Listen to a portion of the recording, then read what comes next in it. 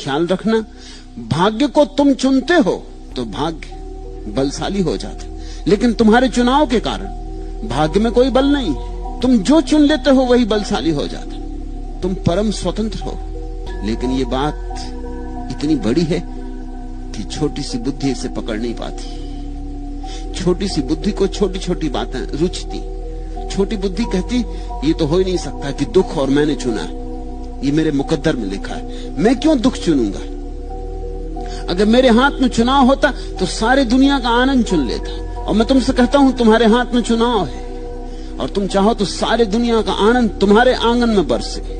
मेरे आंगन में बरसा है इसलिए कहता हूं तुम्हारे आंगन में भी बरस सकता है, लेकिन तुमने चुना ही नहीं। तुम दुख चुनते चले गए, और जब तुमने दुख चुना और दुख आया तो तुम छाती पीटते हो। तुम सोचते हो दुख मेरे मुकद्दर में, ये मेरे भाग्य में, ये मेरी किस्मत में।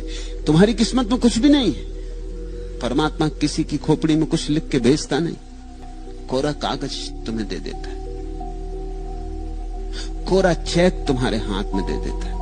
फिर लिख लेना जो तुम्हें लिखना है। कोई गरीबी लिख लेता है, कोई अमीरी लिख लेता है, कोई अज्ञान लिख लेता है, कोई ज्ञान लिख लेता है, कोई संसार लिख लेता है, कोई निर्वाण लिख लेता है। परमात्मा कोरा चेक देता है। परमात्मा तुम्हें स्वतंत्र बनाता है।